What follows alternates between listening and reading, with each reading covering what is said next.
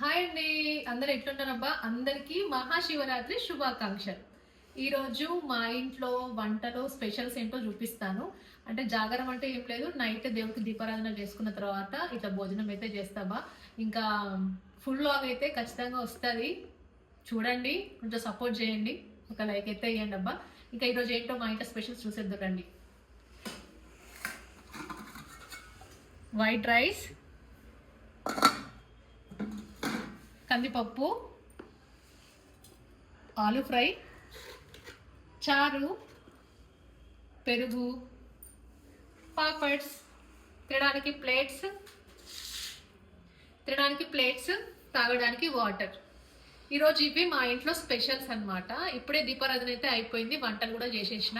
So నేను దీపారాధన చేసుకున్న తర్వాత దేవుడికి ఇట్లా చేసిన వంటలన్నీ నైవేద్యం అయితే చూపిస్తానమ్మా. ఏమేమి చేసినా అవన్నీ దేవుడి ముందర పెట్టి నమస్కరించుకొని దేవుడికి నైవేద్యంగా పెట్టిన దాన్ని నేను స్వీకరిస్తానమాట.